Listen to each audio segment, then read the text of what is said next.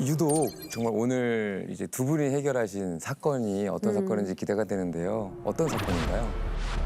예, 제가 반장으로 부임하고 나서 얼마 지나지 않아 발생한 사건인데요. 공소시효는 2달 남기고 14년 10개월 만에 범인을 잡게 된 사건입니다. 너무 드라마틱하죠? 네.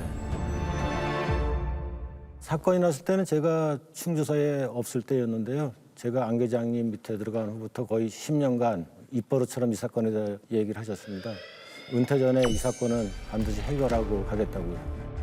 8개월 남았을 쯤에 진짜 그놈 손목에 수갑을 채우시더라고요. 때는 1992년 7월입니다. 112로 한 여성이 다급한 신고를 해옵니다. 제 동생이 죽은 것 같아요. 빨리 좀 와주세요.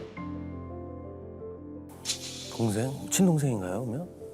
어쨌든 현장을 목격했으니까 전화를 했는데 죽은 것 같아요라고 했단 말이에요. 네. 신고를 한 거는 친언니입니다. 이 형제는 시장 골목에서 언니는 과일 가게를, 동생은 주점을 나란히 운영하고 있었는데요.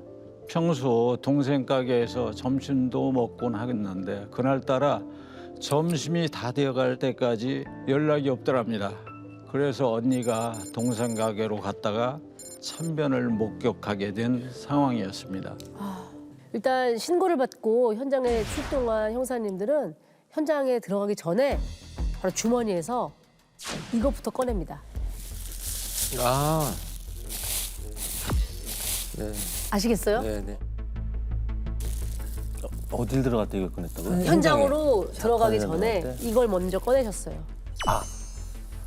여러 가지 생각이 드는데요. 네. 일단은 토를 할 수도 있고 아니면 신발에 이렇게 신발 쪽?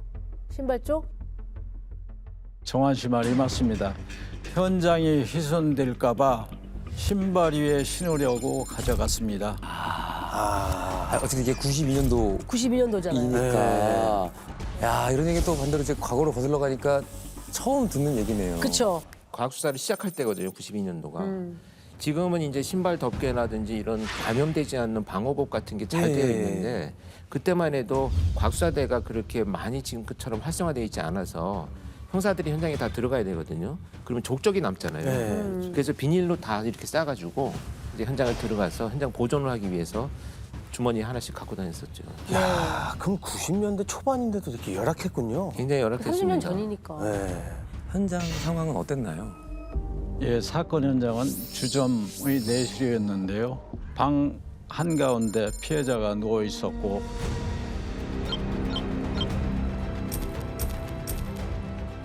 주위엔 먹다 남은 안주, 술병 등이 너부러져 있었습니다. 누군가 피운 담배꽁초도 보였고요. 어쨌든 간에 이게 피해자 얼굴도 내실, 있고 주변에 내실이라는데 그 손님이랑 있다가 어쨌든 간에 이게 일을 당한 건 아닌가. 또 주점이기도 하고요. 그쵸? 사인은 뭐였습니까? 예, 경부 압박 실식사였습니다. 목에 멍 자국이 3명이 남아 있는 걸로 봐서 범인이 손으로 피해자의 목을 조른 걸로 추정됐습니다. 피해자 허벅지에 남성의 체액이 묻어 있었고요.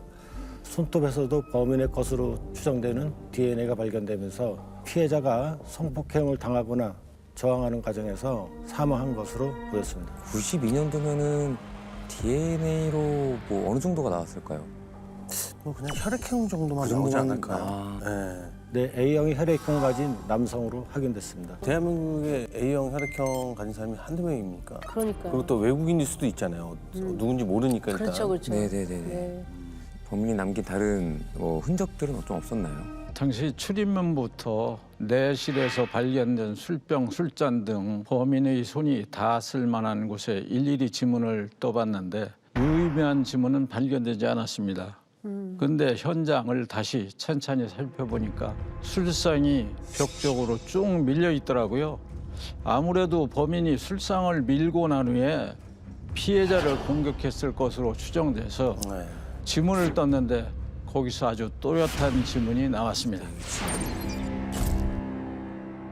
지문 대전은 충분히 가능했죠. 그때만 해도 지금 현재 사용하고 있는 지문 자동 검색기가 있어요. 에이피스라고 하는. 네. 이 에이피스가 경찰청에 딱 2대밖에 없었을 때입니다. 그래서 현장에서 지문이 나오면 지문 번호가 있어요. 그러니까 권일용 그러면 권일용의 지문 번호가 10개가 등록이 되어 있어요. 오. 그래서 만약에 현장에서 3번의 지문이 나왔다 그러면 용의자나 전과자 중에서 3번 지문을 갖고 있는 사람들 카드를 뽑아가지고 일일이 손으로 대조를 하던 그런 시절이 옛날 영화에 나오던 그런 작업을 하던 때지요. 굉장히 어려웠죠. 그래서 그 당시만 해도 지문 검색으로 해서 현장에 있는 지문하고 대조해갖고 나오는 경우가 그렇게 많지는 않았던 시절. 그러면 DNA랑 지문까지 찾는데 사실상 무용지물이었겠네요. 맞습니다. 그래도 어렵게 현출한 지문이니까 이제 시간이 걸리더라도 지문 대조를 꼭 해 주십사 하고 이제 우리 계장님께서 경찰청 감식회에 의뢰를 해놨었습니다. 충주 지역 내 사람들까지는 이제 확인이 가능했던 거죠. 아, 그 전국까지로는 좀 힘들 수 있으나 충주는 충분히 가능했던 거군요. 네. 그렇죠. 범인이 지역 내에 있다면 시간이 걸려도 찾을 수는 있겠네요. 네. 그렇습니다. 이 막연하긴 했지만 지문 대조에 희망을 걸어놓고 안 형사님은 용의자를 찾기 위해 본격적인 탐문 수사에 들어갑니다. 제가 제일 먼저 만난 건 피해자의 언니였는데요. 마지막으로 동생을 목격한 게 언제냐고 물었더니 사건 추정 당일 밤 11시쯤 과일 가게 문을 닫았는데 그때 평소처럼 동생 가게에 불이 켜져 있었다고 했습니다. 그럼 그때 가게에 손님은 없었고요? 안에 손님 있는 것까지는 확인을 못했다고 했습니다. 근데 만약 그 전에 일이 벌어졌다면 바로 옆 가게였기 때문에 이상한 소리라도 분명히 들었을 텐데 아무 소리도 듣지를 못했다고 했습니다. 밤 11시까지는 무사했다는 얘기인데요. 그렇죠. 그럼 단골 손님 중에 혹시 문제가 됐던 사람들을 좀 추려보면 좀 알 수 있지 않을까요? 2명 정도 있었다고 했습니다. 술만 마시면 가하다 싶을 정도로 성희롱을 해서 동생분이 달가오지 않았다고 하더라고요. 예. 그 손님들을 만나서 그날 뭐 했는지 그 가게에 갔었는지 확인을 했는데 둘 다 확실한 알리바이가 있었습니다. 혈액형도 맞지 않았고요. 아, 혈액형이 일단 안 맞으면. 그쵸. 혈액형이 안 맞으면 두 사람은 일단 확실히 아닌 거네요. 네. 그렇죠. 그럼 용의선상에 올릴 만한 다른 사람은 혹시 없었나요? 평소 피해자와 사이가 좋지 않은 사람이 있다는 제보가 있었습니다. 네. 혹시 누구였나요? 피해자의 가게 맞은편에서 호프집을 운영하던 남자 사장이었는데요. 피해자만 보면 노골적으로 욕을 하고 바닥에 침을 뱉는 걸 목격한 사람이 한두 명이 아니었습니다. 네? 혹시 둘 사이에 무슨 문제라도 있어서 그런 게 했던 걸까요? 피해자가 새벽 2시까지 가게를 운영했는데 마치는 시간이 비슷했다고 합니다. 메뉴도 같고 그러다 보니까 손님이 서로 간에 겹쳤다고 합니다. 경쟁의 상대였던 거죠. 아, 그러니까 아무래도 경쟁 상대다 보니까. 그럼 그 호프집 사장은 사건이 벌어진 그날 밤 뭘 했다고 하던가요?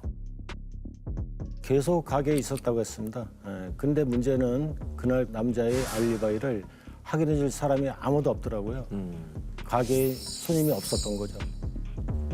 그러니까 평소 행동, 그러니까 침 뱉고 욕을 했으면은 의심받을 만은 하긴 한데, 그렇죠. 그죠? 예. 네. 근데 또 그런 생각도 들어요. 설마 경쟁 가게라고 그렇게까지 이렇게 끔찍하게 오히려 이렇게까지 하지 않을까. 의심할 만한 행동은 없었나요? 뭐 DNA도 순순히 주고 그랬는지 궁금합니다. 그래서 혈액형을 맞춰보려고 피 좀 복자 네. 했더니 별 거부 없이 응하더라고요. 국가수에 보내놓고 결과를 기다리고 있었는데요. 며칠 뒤에 호프집 사장이 갑자기 뭔가가 생각이 났다면서 경찰서로 연락을 해왔습니다. 갑자기요? 뭐지? 아, 형사님. 그러고 보니까 그날 밤 12시쯤인가 가게에 손님도 없고 답답해서 그 바람 쐬러 계단에 제가 앉아 있었거든요. 근데 앞집에 손님이 있는 것 같더라고요. 어떤 남자가 그 뭐라더라 그때 뭐라지 가자? 뭐 이랬던 것 같은데 그 다정한 목소리로 어디를 자꾸 가자고 하더라고요. 그리고 나서는 막 컥컥거리는 소리가 들린 것 같은데 아 이거 뭐 잘못 들은 것 같기도 하고요. 아무튼간에 전 범인 아닙니다. 믿어주세요. 예. 갑자기 생각이 안 났다가 날 수도. 그럴 수 있죠. 그럴 수 사람이 있죠. 그럴 수도 있는데 네. 본인이 범인으로 몰리니까 거짓말한 게 아닌가? 그런 생각도 좀 들고. 저도 처음에 이 얘기를 듣고 긴가민가 했습니다. 피해자가 질식해서 사망한 건 저희들 형사들만 알고 있었는데 컥컥하는 소리를 들었다고 하는 게 걸리더라고요, 마음에 계속. 범인이 아니라면 알 수가 없는 거였거든요. 근데 며칠 후에 제가 김이 확 빠졌죠. 혈액형이랑 지문이 일치하지 않다고 하는 국과수 연락이 왔습니다. 둘 다 일치하지 않으면. 네. 범인이 아니었구나. 호프집 사장은 아니었어요. 그럼 어쨌든 호프집 사장이 범인의 목소리를 어쨌든 알고 있다는 거고 들었다는 거네요. 아까 다정한 목소리로 가자 했다는 게 약간 좀 걸리는데. 그죠. 가자. 아는 사람한테 가자. 이렇게 면식범이어야만 할 수 있는 그렇지. 다정한 목소리고. 보통 가실까요? 갈까요? 이렇게 얘기를 하지. 아는 사이니까 가자라고 하지 않았을까 싶은데요. 문제는 그때 수사팀의 상당수가 면식범이라고 단정할 수는 없다고 판단했습니다. 그럼 비면식범일 수도 있다는 걸 텐데 왜 그렇죠? 주점이 버스 터미널과 약 300m 정도 거리에 있었거든요. 아주 가까운 거리였습니다. 그렇구나. 이렇게 되면 이제 손님이 터미널에 잠시 기다리거나 이동을 하거나 정차했을 때 시간을 보낸 손님일 가능성이 높기 때문에 이렇게 되면 지역 내에서 용의자를 대조해서 찾는다는 건 쉽지는 않죠, 이제. 그렇지. 버스 시간이 남아서 맥주 한 잔 먹고 있다가 시간 됐구나. 가려고 하는 생각일 수도 있고. 그렇죠. 맞습니다. 게다가 최종적으로 형사님들에게 믿을 수 없는 사실이 통보가 됩니다. 지문과 일치하는 인물 없음. 충주 지역에는 없다 그러면 그럼 다른 지역일 수도 있겠네요. 터미널 옆이고. 외지인들이 왔다 갔다 하니까. 이렇게 되면 형사들이 제일 힘들어하는 게 소위 여행성 범죄라 그래가지고 전국 돌아다니면서 막 범행 저지르기 때문에 체포하고 신원 확인하는데 이제 엄청난 시간과 에너지가 소모가 되는 사건이죠. 그렇죠. 그때부터는 정말 막막했습니다. 저희가 경찰청 감식계에서 그 통보를 받고 지역을 좀 넓혀가면서 동일 유사수법 전과자를 대상으로 수사를 확대했는데요. 일일이 알리바이 확인하고 DNA랑 지문 대조를 해봤는데 용의 선상에 올릴 만한 놈들이 한 놈도 없더라고요. 난감한 거죠. 이게 어떻게 점점. 범인을 잡죠 이렇게 되면. 네. 수사가 이제 어떻게 진행됐는지 상부에는 매일 보고서를 써야 했고 일 단위에서 주 단위로 바뀌고 월 단위로 기간이 점점 늘어나고 정말 답답하고 미치겠더라고요 그때. 그러니까 이게 시간이 계속 가고 있는 거였어요. 네. 제가 사건이 벌어진 뒤 한 3년 후에 충주서로 발령을 받았습니다. 경기도에 근무하다가 제 선배들이 거기 가면 계장이 계시니까 찾아오라고 할 정도였어요. 나중에 거기가 개발돼서 사건 현장이 흔적도 없이 사라졌는데도 계속 그 현장을 가시더라고요. 그렇게 맴도시면서 14년을 흘려보내셨던 거예요. 그 와중에 이제 뭐 계속 용의자 대조를 계속 하고 계셨을 겁니다. 자, 그렇게 이 사건의 공소시효가 3달 앞으로 다가옵니다.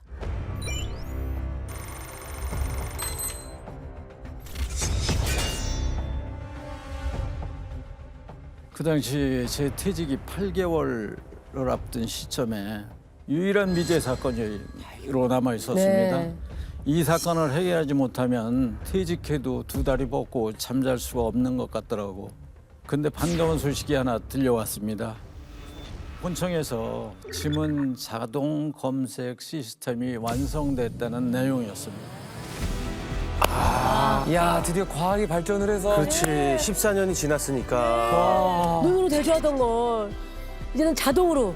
그렇죠. 그 전에는 지문을 찍어가지고 경찰청에 오면 이걸 일일이 한 스캔 떠서. 장씩씩 스캔해서 입력하느라고 상당히 많은 시간이 필요했거든요. 근데 지금은 바로바로 이제 그때 바뀌기 시작한 때인데 이때 이제 경찰청에 있는 지문 자동 검색기가 급격하게 발전을 하기 시작을 합니다. 네. 그래서 정말 수많은 지문을 검색해내는 역할을 이제 할 시기가 된 거죠. 그러니까 데이터화하던 게 2007년에 완성이 된 그렇죠. 거죠. 예. 그러면 이제 범인 지문만 딱 넣으면 그게 누군지 신원 확인이 바로 가능하게 된다는 거네요. 오염만 없다면 거의 완벽하게 찾아낼 수 있는 네. 시스템이 구축이 된 거죠. 맞습니다. 이제 그때 우리 회장님 표정을 아직도 뭐 네. 잊을 수가 없는데 야 이제 범인 다 잡았다 이런 얼굴이었습니다. 그 공문을 확인하자마자 됐다 싶더라고요. 바로 14년간 책상에 가지고 있던 당시 수사 기록을 본청으로 대조해달라고 보냈습니다. 범인의 얼굴을 확인하셨습니까? 네, 확인이 됐습니다. 게다가 그놈이 2년 전이죠. 그러니까 2005년도에 절도를 저질러서 교도소에 3개월 정도 있었더라고요. 시간은 14년 지났지만 지문은 변하지 않고 그렇죠. 추적할 수 있었네요. 그 사이에 네. 절도도 저질렀네. 근데 이게 대단한 게요. 자동화된 게 지금 굉장히 고도화되어 가지고 한 번 걸어놓으면 시간이 많이 지나도 계속 검색을 하고 있어요. 근데 그때만 해도 증거물을 담당 형사가 다시 의뢰하고 또 의뢰하고 하지 않으면 검색을 못 해내던 시기였거든요. 옛날에는. 근데 그 자료를 이제 다 가지고 계시다가 기쁜 마음에 정말 그렇죠. 그 그렇죠. 자료를 보내신 거죠. 누구였습니까? 자, 지금부터 용의자를 정 씨라고 하겠습니다. 정 씨는 당시 40대 남성으로 충주의 연고지가 없는 것으로 확인이 됐습니다. 그러니까 그때 충주에서 안 나온 거지. 그렇지. 여행성 범죄. 여행성 범죄. 예, 맞습니다. 그래서 저도 이제 그때부터 회장님이랑 이제 본격적인 수사에 뛰어들었는데요. 신원을 확인하고 나니 더 막막해지더라고요. 주민등록이 90년대에 말소가 된 상태였습니다. 일정한 주거지가 없이 떠돌아다니는 걸로 추정이 됐고요. 공소시효가 3달밖에 안 남았는데 맨 땅에 헤딩하는 꼴이 됐습니다. 특히 이런 이제 여행성 범죄 저지른 자들이 주민등록하고는 전혀 무관하게 인생을 살기 때문에 어디 가서 뭘 하는지 진짜 찾기가 그렇죠. 알 수가 없죠. 맞습니다. 일단 마지막으로 등록된 주소지를 찾아갔는데 그곳에서 떠난 지 한참 지나서 정 씨에 대해 아는 주민이 없었습니다. 야, 그럼 혹시 가족은 없었나요? 어머니가 계셨습니다. 예, 수소문 끝에 어머니를 찾아가서 최근에 정 씨에게 연락받은 적 없는지 여쭤봤는데요. 뜻밖의 얘기를 꺼내시더라고요. 20년 전 가출한 뒤 연락이 뚝 끊겼었는데 2달 전 구정쯤에 갑자기 집에 찾아왔다는 겁니다. 정 씨는 턱수염을 길게 기르고 나타나서 처음엔 몰라볼 정도였다고 하더라고요. 너 어디서 사니? 뭐하니? 물으니까 계룡산에서 지낸다고 하더랍니다. 산? 네. 그러고 나서는 돈이 좀 필요하다고 어머니 생활보조금 50만 원을 챙겨서 사라졌다고 그러더라고요. 돈이 필요해서 온 거였구나. 계룡산에 있는 건 맞을까요? 수염을 기르고 계룡산에 있긴 한 걸까요? 계룡산에 있는 게 뭐 확실해 보였습니다. 2년 전 절도로 구속되기 전에 4년간 정 씨와 동거했던 여성도 만날 수 있었는데요. 평소 계룡산에 절을 지을 거란 얘기를 자주 했다고 했습니다. 절도로 수감됐을 때 같은 방에서 지낸 수감자한테도 출소하면 돌을 닦으러 갈 거란 얘기를 했다고 하고요. 근데 무슨 수로 절을 지어요? 어머니 생활비도 가져가는 방국에. 그러니까요. 이게 네. 절도로 어마어마한 돈을 이미 뭔가 훔쳐놓은 상태가 아닌가. 그런 건 아니었습니다. 무속인이 운영하는 작은 법당이었었거든요. 자세히 듣고 싶어 찾아갔더니 저희를 보자마자 전 보러 온 거 아니지? 그러더라고요. 정 씨에 대해서 뭐라고 뭐 이야기를 하던가요? 어느 날 갑자기 깨끗한 승려복에 삿갓을 쓴 남자가 나타나서 자신이 톡을 해서 수행 중인 승려라고 하면서 본명이 선재라고 했다고 합니다. 승려복의 가세, 변명까지 코스프레를 한 것 같다. 그 이후로다 한 번씩 법당을 찾아와서 도 닦는 얘기를 했었다는데요. 그러던 어느 날 자신이 자리를 비운 사이 정 씨가 돈통을 훔쳐 달아나 경찰에 신고를 했다고 합니다. 붙잡히고 나서도 자기는 절대 돈을 훔치는 그런 사람이 아니다. 계룡산에서 수행하는 사람이라면서 끝까지 발뺌을 했었다고 합니다. 살인까지 저질러 놓고서 도망다니면서 그런 도둑질도 하고 사람이 아니네요 이건 진짜. 일단은 그래도 좀 다행인 건 정 씨가 계룡산에 있다는 건 확실해 보이긴 하거든요. 그렇죠. 그 넓은 계룡산에서 정 씨를 어떻게 하면 찾을 수 있는 거죠? 지금까지 탐문수사라는 내용을 바탕으로 저희 수사과장님한테 내용을 보고했더니 결단을 내려주셨습니다. 순주경찰서 형사 29명 중에 당직자 4명을 제외하고 25명 형사를 전부 정시 찾는 데 붙으라고 하셨습니다. 야 근데 25명 갖고 계룡산을 200명도 네. 부족할 것 같아요, 사실. 그러면서 저에게 이제는 잡았다는 보고만 받겠습니다. 보고하지 마세요. 와, 이러시더라고요. 야, 어떻게 보면 이게 마지막 기회인 예. 거잖아요. 저 얼마 남지 않았어요. 그렇죠. 그렇게 되면서 공소시효는 2달 반 앞으로 훌쩍 다가왔습니다.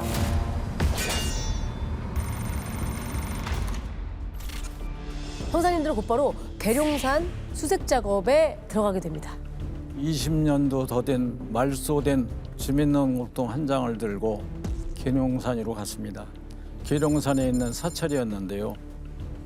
진짜 스님 행세를 하지는 못할 것으로 예상하고 사찰에서 일을 도와주는 뜨내기들을 위주로 수색을 했습니다. 그때 차에서 쪽잠을 자가면서 이제 수색하고 다녔는데 사카 쓴 사람을 본 사람이 없더라고요. 점점 이제 지칠 때쯤 이제 교장님께서 갑자기 안 되겠다, 산속에는 없는 것 같으니 내려가자 그러시더라고요. 14년을 넘게 도망다닌 놈이라면 오히려 사람들 사이를 파고들어서 생활하고 있을 것 같다는 생각이 들었습니다.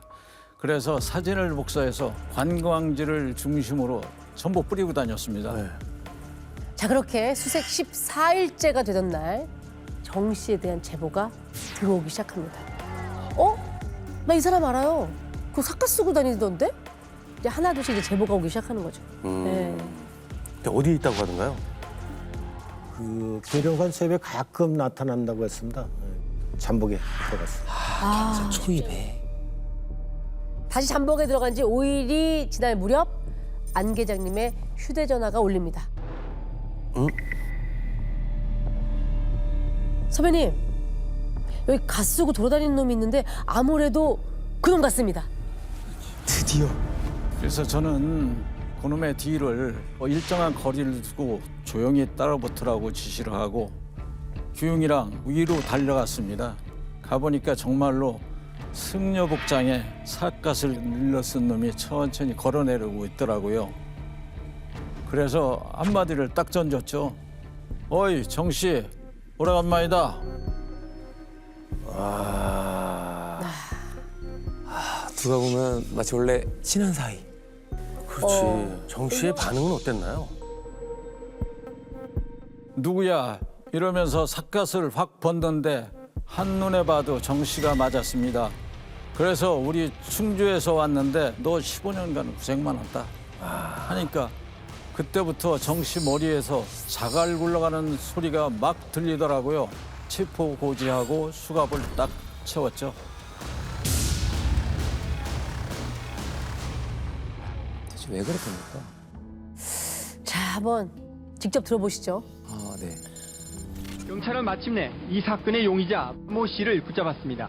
공소시효 만료일인 7월 13일을 불과 2달 앞두고서입니다. 근데 내가 기억이 안 나는 거는 지난 그게 진짜 기억 안 나니까. 기억 안 나는 사람이 저렇게 다 가리고 다녀요? 그러게요. 기억이 안 나는데 왜 도망을 다녀? 그렇죠. 일단 이 범죄자 입장에서는 이제 와서 증거가 뭐가 남았겠느냐, 가지고 있는 거라도 있냐, 어떻게든 버틸 때까지는 버텨보고 뭐 있으면 내놔봐, 이런 좀 오만함도 좀 있지 않았는가 이런 생각이 듭니다. 너무 오래됐다고 생각을 하니까. 그러니까요. 네. 예. 그 정 씨는 이때부터 아이고 버티게 들어갑니다. 아, 공소시효가 끝났다고 생각은 안 하겠죠? 예. 정 씨가 저 공소시효를 정확하게 알고 있는 것 같더라고요.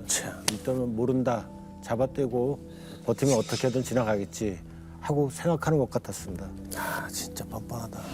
이게 증거라도 있으면 막 증거로 막 들이대면 뭔가 무너질 것 같긴 한데 이게 너무 오래돼서. 오히려 저희들은 반대로 나갔습니다. 모든 범죄 사실 전체를 부인하길 바라면서 증거가 있다는 사실을 일부러 숨겼습니다. 아, 그렇죠. 그랬더니 예상대로 나는 단 한 번도 충주에를 와본 적이 없다. 오늘 처음 와본다. 딱 잡아떼더라고요. 그 순간 저희는 웃었죠. 힘껏 웃었습니다. 자, 보세요. 진술을 잘 한번 들어보세요. 지금 결정적으로 모두가 법정에서 인정할 수밖에 없는 지문이 나왔잖아요. 네. 그렇죠. 근데 한 번도 안 왔다 그러잖아요. 거짓말이죠. 그러니까 자기께 넘어간 거죠. 한 번도 안 갔는데 어떻게 이 지문이 나와요? 그렇죠. 말이 안 되는 간 적이 없다. 이 얘기는 네. 자기가 거짓말하고 있다는 얘기를 밝히는 거잖아요. 스스로. 그렇죠, 스스로 그렇죠, 밝힌 그렇죠. 거죠. 네. 맞습니다. 일단 거짓말 다 받아내고 그다음에 지문을 뒤로 밀었죠. 간 적이 없다는 내 지문이 어떻게 여기서 나오냐. 야, 그랬더니 뭐래요? 그 말을 또 갑자기 또 말을 바꾸더라고요. 왜? 생각해 보니까 충주 술집에서 술 마신 적은 있는 것 같다. 근데 살인은 절대 안 했다고요. 뻔한 도인이죠. 연속해서 제가 아무리 그래도 그렇지 사람을 그렇게 끔찍하게 성폭행을 하고 죽이면 되냐. 그게 얼마나 큰 죄인 줄 아냐. 그랬더니 갑자기 화를 내면서 입이 벌렁벌렁 하더라고. 무슨 말을 막 하고 싶은 거예요. 그러면서 입을 확 열었습니다. 뭐라고요? 술도 많이 팔아줬는데 여간에 계속 가자 했는데 안 간다고. 가자. 이게 드디어 나오는 거예요? 14년 만에? 펌프집 사장님이 얘기했던 네. 기억이 났다면서 얘기했던 가자가 여기서 나오네. 이 범인의 입에서 네. 나온 거죠. 맞습니다. 목격자 진술이 있었다는 사실을 모르는 상태에서 정 씨가 자기 입으로 자백이나 마찬가지인 말을 내뱉은 것입니다. 예, 그러고도 자기는 죽이진 않았다고 발뺌을 계속했습니다. 거짓말 탐지기를 태우니까 전부 거짓 반응이 나왔습니다. 현장에서 나온 혈액형과 지문 모두 정 씨와 일치한다는 결과까지 통보했더니 이제 그때서야 시인하더라고요. 저희가 애초에 추정한 대로 정 씨는 그날 우연히 충주에 왔다가 터미널 인근에 늦게까지 하는 술집을 무작정 찾아갔다고 했습니다. 손님이라고는 자기밖에 없어서 나쁜 마음을 먹었고요. 피해자가 저항이 심해서 순간적으로 목을 졸라 살해했다고 했습니다. 근데 결국 법정에 가서는 다시 말을 바꿨다 그럽니다. 왜? 술을 마신 것까지만 기억이 나는데 그 이후에는 모른다. 이렇게 진술을 바꿨다 그래요. 인정이 돼서 법정 가서 또 바꿔요 말을? 네. 근데 항소심에서도 이제 법원이 정 씨의 주장을 받아들이지 않으니까 그때서야 범행 인정하겠으니 좀 제발 좀 선처해달라고 했답니다. 자기의 그냥 그저 안위에 대해서 어떻게 하면 안 잡힐까. 잡혔지만 형을 조금 살까. 네. 이거밖에 생각이 없는 거죠. 자, 그럼 이제 2007년입니다. 공소시효가 2달밖에 남지 않은 상황에서 드디어 범인을 네. 잡았는데 형은 얼마나 받게 된 겁니까?